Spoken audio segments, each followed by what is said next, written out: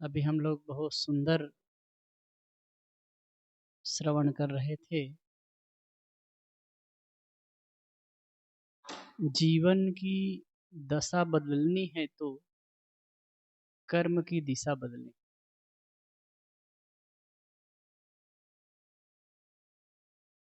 कर्म ही जीवन में मुख्य है।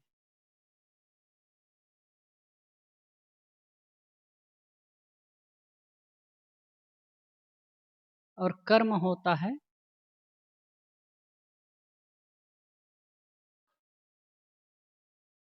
मन से। वैसे कर्म और क्रिया थोड़ा समझ लें। क्रिया जो स्वाभाविक होती है, स्वाभाविक जो होती है वह क्रिया है, और इच्छा पूर्वक जो होता है वो कर्म है। किसी कार्य को जब हम मनोवेग मनोयोग पूर्वक करते हैं, भावना पूर्वक करते हैं, तो कर्म हो जाता है। और कर्म ही हमको बांधता भी है और कर्म ही छोड़ता भी। कर्म से हम सुखी होते हैं, कर्म से दुखी होते हैं।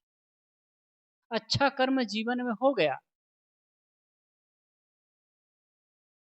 तो निर्बंधता का भी अनुभव होता है।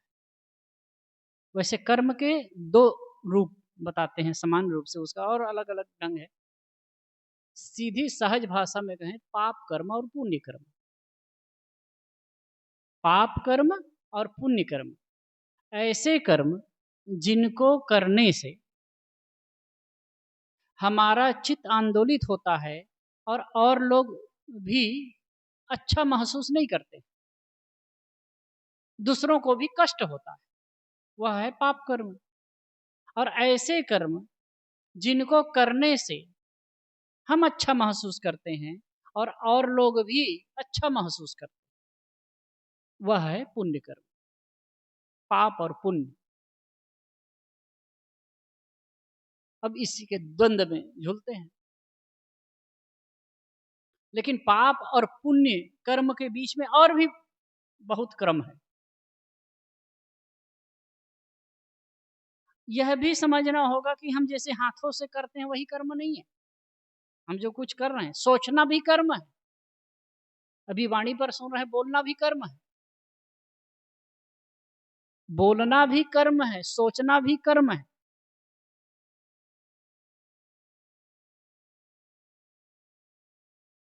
इसीलिए कर्म के मूल में है मन। कर्म के मूल में है मन। और मन संतुलित हो, मन की दिशा सही हो, तो कर्म की दिशा सही हो सकती है। और कर्म की दिशा सही होगी तो जीवन सही हो सकता है।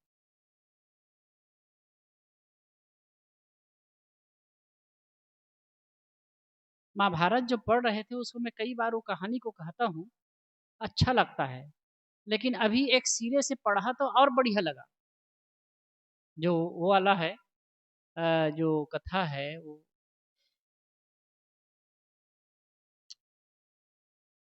कौशिक ब्राह्मण और पतिव्रता स्त्री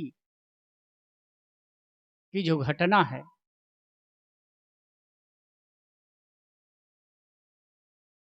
महाभारत में ऐसी कथानक आई है, ऐसी घटनाएं आई है जो बड़ी महत्वपूर्ण है। भले ही उसमें बहुत ज्यादा अतिशयोक्तियां भी है, और जो उन उस समय में धारणाएं थी, भावनाएं थी, उनको पिरोया गया है। लेकिन संदेश बहुत सुंदर है। जैसे कि कौशिक ब्राह्मण पेड़ के नीचे बैठ कर के वेद पाठ पढ़ रहे हैं, विद्वान हैं, वेद के मंत्रों का अंग उपांगों के सहित वो जानते हैं, याद करते हैं, मनन करते हैं। और वो जो ब्राह्मण जाते हैं तो एक घर भिक्षा मांगते हैं। पतिव्रता स्त्री स्त्री थी अंदर में, वो कहा कि मैं आती हूँ भिक्षा लेकर के। और भिक्षा लेकर के आने में उनको लेट हुआ, क्योंकि उसी समय उनका पति बाहर से आ गया। तो उनकी सेवा में लग गई, उनको भोजन पानी देने लगी। फिर आकर के फिर लेट से आई तो ये नाराज हो गया, गुस्सा आ गया। तो कहे क्षमा करे ब्राह्मण देवता, मुझे आने में देरी हो गई। कि क्यों? क्योंकि मेरा पति आ गया तो उनकी सेवा में लग गई। तो उन्होंने कहा कि पति का महत्व है, ब्राह्मण का नहीं। तो ये दर्शाने की चेष्टा भी की गई है कि स्त्री के लिए पति ही श्रेष्ठ है, पति ही देवता है।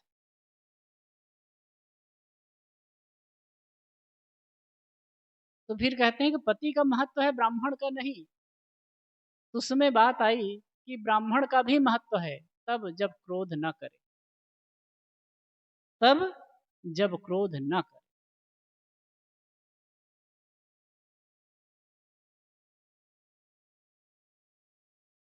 और कहे कि इतना क्रोध अच्छा नहीं है, और मैं वो बकुली नहीं हूं जो आपके देखने मात्र से भस्म हो जाए।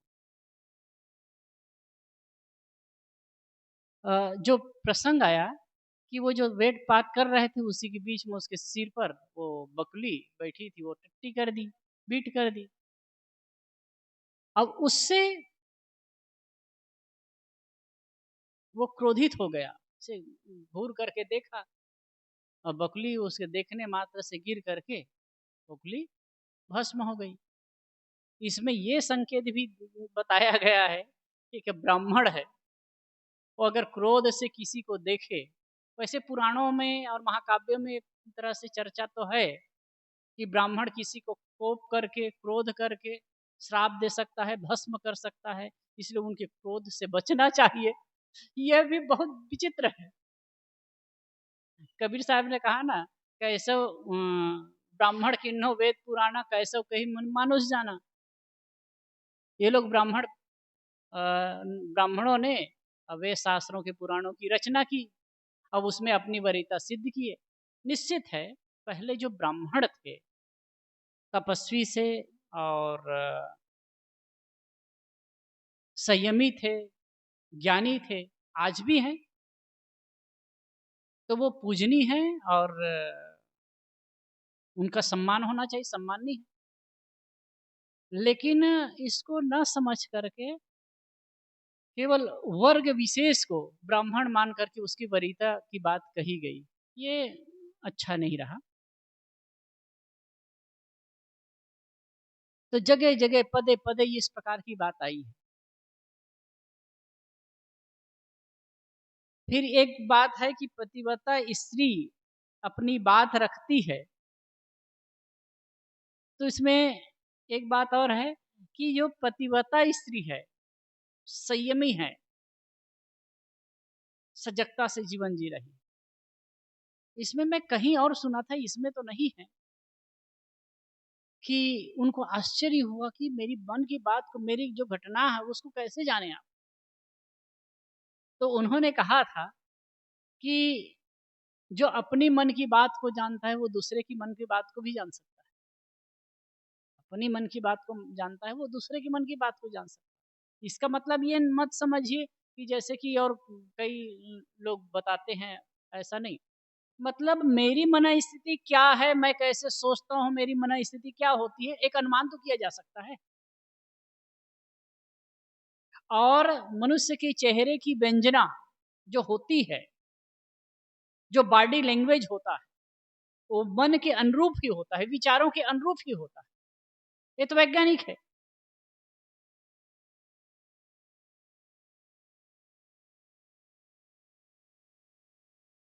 तो कहने का अर्थ है कि आदमी जो कुछ भी करता है, आगे तो इसमें कथा है, लेकिन ये बात है कि आदमी जो कुछ करता है वो मनोवेग से करता है, मनोभाव से करता है, और उसका फल उसको भोगना पड़ता है। अब पवित्रता पूर्वक, शुद्धता पूर्वक जो करता है, निश्चलता पूर्वक करता है, उसका फल भी उनको मिलता है। एक आत्म संतुष्टि, एक आत्म तृप्ति, एक आत्म संतोष जो प्राप्त होता है, वो अद्भुत होता है। अब इसको प्रत्येक जगह, हर जगह हमारा देखना भी कर्म है, हमारा सोचना भी कर्म है, हमारा बोलना भी कर्म है, हमारा जो प्रत्येक जो हम ज्ञानेंद्रियों से व्यवहार करते हैं वो कर्म ही है। ऐसा नहीं हाथ से कर रहे हैं वो इतना कर्म है, वो तो है ही बहुत ही स्थूल है। अब ये जो कर्म है, कर्म के केंद्र में मन है, मन के केंद्र में विचार है। जैसे विचार बनते हैं, जैसे भाव बनते हैं, वैसे हम कर्म करते हैं। और लगभग तो इसी प्रसंग को मैं, भाई आए थे तो उसे बता रहा था, तो कहे कि साहब सब में एक बात है, कहे क्या, कि क्रोध नहीं करना चाहिए। वही है, मनोविकार है, मन के विकार खास 5 शत्रु मनुष्य के, 5 शत्रु मनुष्य के हैं। काम, क्रोध, लोभ, मोह और अहंकार। ये 5 शत्रु, काम, क्रोध, लोभ, मोह और अहंकार, ये 5 शत्रु ऐसे प्रबल हैं। अब इनके वजह से ही आदमी दुखी, इनके वजह से ही इंद्रियों के माध्यम से गलत करता है, इनके वजह से ही आदमी घर, समाज, परिवार में अतिक्रमण करता है।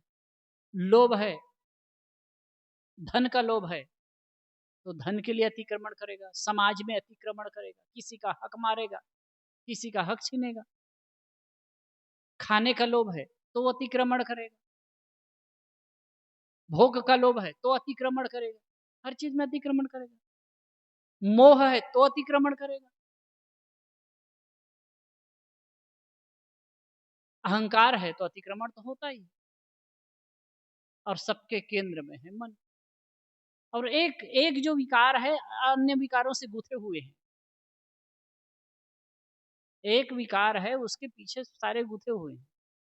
इस पर मुझे याद आता है गीता का जो मंत्र बहुत ही मार्मिक है, ध्यायतो विश्व नपुंसा संगस्ते उपजायते, संगास संजायते कामः कामात् क्रोधो अभिजायते, क्रोधाद भवति सम्मोहः सम्मोहात् स्मृति विभ्रमः स्मृति भंसात् बुद्धिनाशो बुद्धिनाशात् प्रणश्यति। ध्यायतो विश्व नपुंसा, पुंसा पुरुष जब किसी विषय का ध्यान करता है, चिंतन करता है, ध्यायतो विषय नपुंसा संगस्ते उपजायते, संग उत्पन्न होती है, आसक्ति उत्पन्न होती है। किसी चीज को हम सोचते हैं किसी के बारे में तो उसके प्रति प्रीता होने लगती है। फिर संगास संजायते काम, फिर उसके बाद में काम उत्पन्न होता है, मतलब इच्छा प्रवृत्ति होती है, इच्छा प्रकट होती है उसको प्राप्त करने की। और कामात क्रोधो अभिजायते, और काम में विघ्न पड़ता है, इच्छा में विघ्न पड़ता है, उसकी प्राप्ति नहीं हो पाती, विघ्न पड़ता है, तब क्या क्रोध उत्पन्न होता है। बहुत सुंदर चित्रण है, बहुत बढ़िया रेखा खींचे। ध्यायतो विषय पुंस संगस्ते सुपजायते, संगास संजायते काम, कामात क्रोधो अभिजायते, क्रोधाद भवति सम्मोह, सम्मोहात स्मृति विभ्रम, स्मृति भंसात बुद्धिनाशो बुद्धिनाशात प्रणश्यति। किसी विषय का चिंतन करता है पुरुष, तब उसके प्रति आसक्ति, पुरुष नाम चेतन, शरीर रूपी पूर्व में रहने वाला चेतन। और एक अर्थ संस्कृत के अनुसार गुरुदेव जी कहा करते थे, पूर्व उष, आगे आगे, पूर्व आगे, उस जलाना, आगे आगे प्रकाश करता चले। ये चेतन ही तो आगे आगे प्रकाश करता जाता है, इसके ज्ञान के द्वारा ही तो हम सब जगत को जानते हैं। तो जो पुरुष है, चेतन जीव है, किसी विषय में आसक्ति बनाता है, किसी का चिंतन करता है तो आसक्ति बनती, आसक्ति बनती, उसे प्राप्त करने की इच्छा होती है। अब जब प्राप्त करने की इच्छा होती है, प्राप्त हो जाती है वो चीज, वो वस्तु, वो प्राणी, तब क्या होता है, अगर पदार्थ प्राप्त हुआ, हो गया, तो लोभ बढ़ता है, और प्राणी मिले तो उसके प्रति मोह होता है। ये दो चीज, दो घटना घटती है, लोभ और मोह इसी के इर्द गिर्द चलते हैं। फिर अगर कहीं पूरा नहीं हुआ, इसमें विघ्न पड़ा, तो क्रोध उत्पन्न होता है।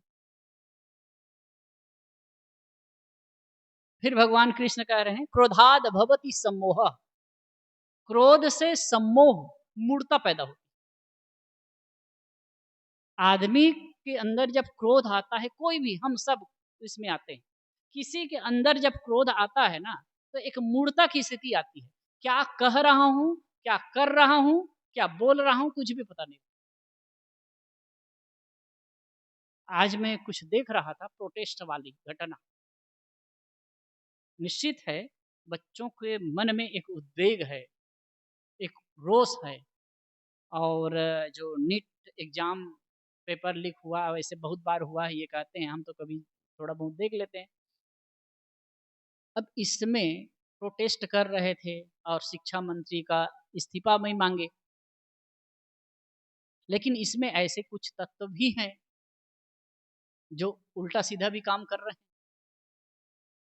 तो उसी में कई बच्चे हैं और वो लोग इतना अपशब्द प्रयोग कर रहे हैं, इतने गलत बोल रहे हैं कि लगेगा कि सुन कर के क्या इनके माता-पिता इनको ऐसी शिक्षा दिए, ऐसा संस्कार दिए और जहाँ रह कर के पढ़े हैं, और यही लोग अगर पढ़ लिख करके आगे आएँगे, तो देश का क्यों कुछ कर पाएँगे ये लोग? ये लोग आगे पढ़ कर के आएँगे, यही डॉक्टर बनेंगे और कुछ आगे-आगे क्षेत्र में जाएँगे, कोई राजनेता बनेंगे, कोई और कुछ क्षेत्र में आगे जाएँगे, समाज के अगुवा बनेंगे, यही समाज के कर्णधार बनेंगे, तब क्या होगा? क्या इनसे हम स्वच्छ समाज की अपेक्षा कर सकते हैं?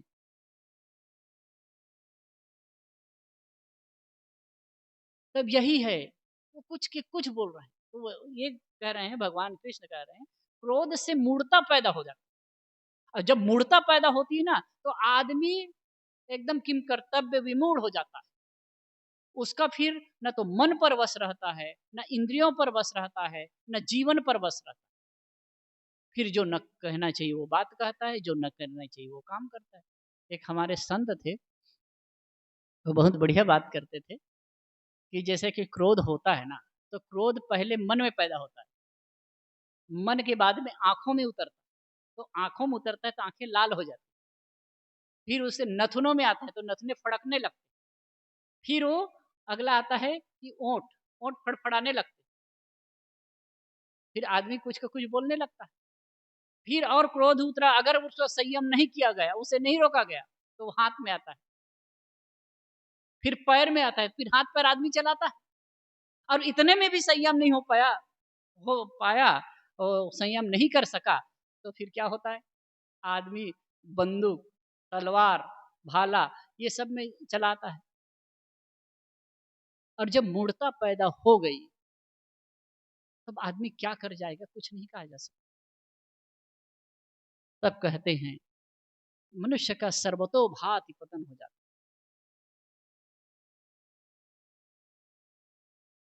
तो ये जो सूत्र है बहुत ही मार्मिक है। ध्यायतो विश्य नपुंसः संगस्तेषु उपजायते, संगात् संजायते कामः, कामात् क्रोधः विजायते, क्रोधादि भवति सम्मोहः, क्रोधादि भवति सम्मोहः। क्रोध से सम्मोह पैदा होता है, मूर्ता पैदा होती है। क्रोधात् भवति सम्मोहः, सम्मोहात् क्या स्मृति भ्रम पैदा हो जाती है, स्मृति भ्रम पैदा हो जाती है। अब स्मृति भ्रम पैदा हो गई, तो फिर सर्वतोभांति पतन है। तो कुल मिलाकर के देखा जाए, तो जो भी कोई मन विकार है ना, और इसमें बात आई, मैंने चर्चा की कि ये जो 5 विकार हैं, ये 5 विकार अब मनुष्य के शत्रु हैं। अब उसके मूल में क्या है? काम, इच्छा, और इच्छा के तरंग को अगर मार ले आदमी, मन पर कंट्रोल कर ले। इसलिए कहा है ना, मन के जीते जीत है, मन के हारे हार। और इस मन को ही ठीक करने का काम, चाहे आप सत्संग कथा में जाते हैं तो, और उपासना पद्धति नाना प्रकार की चल रही है, वो भी इस मन को ही ठीक करने के लिए है। और जिसका मन ठीक हो गया, वही जगत पूज्य हो गया, वही महान हो गया। और बहुत ये मिलेगा, वो मिलेगा, यहाँ परमात्मा, वहाँ परमात्मा, ये तो बीच, मतलब एक सामान्य बात। बस मन को ठीक कर ले। कबीर साहब के वो सूत्र याद कर लीजिए, ये मन तो निर्मल भया जैसे गंगा नीर, पीछे पीछे हरि फिरे कहत कबीर कबीर। मन अगर ठीक हो जाए, मन निर्मल हो जाए, कैसे? गंगा के पानी की तरह, गंगा जल की तरह। वैसे तो हरिद्वार के ऊपर है गंगा का पानी अब साफ, नहीं तो नीचे के भाग में तो बहुत गंदा हो गया। लेकिन भाव से लोग जाते हैं भाई, स्नान करते हैं, पूजा करते हैं। अब ये भावना है। मैं कभी कभी इस चीज को सोचता हूँ कि भारतीय परंपरा में नदियों की पूजा, पेड़ों की पूजा, पहाड़ों की पूजा, अमुक प्रकार के जानवरों की पूजा, सबकी पूजा की गई। तो इसका एक रीजन था, इसका एक महत्व था। अब आज वो एक ढर्रे पर चल रहे हैं, उसके महत्व को भूल गए। प्राकृतिक शक्तियों का देवीकरण करके उसको देव मान करके पूजा गया। इसके पीछे भी कुछ रीजन था। तो जैसे नदी है, जिनसे हमें जीवन प्राप्त होता, पहले, आजकल तो ट्यूबवेल है। आप इतिहास उठा करके देखिए, आप पुरानी जो ग्रंथों की बात आप पढ़िए सुनिए, तो अधिकतम बस्ती होती थी नदी किनारे, जहाँ पानी का साधन होता था। क्योंकि जीवन जीने के लिए एक बार भोजन न मिले तो भी चलेगा, लेकिन पानी जरूरी है। तो लगभग नदी किनारे एक गंगा जमुना दोआब जो ये चर्चा होती है ना, तो यहाँ ज्यादा बस्ती विस्तार हुआ है।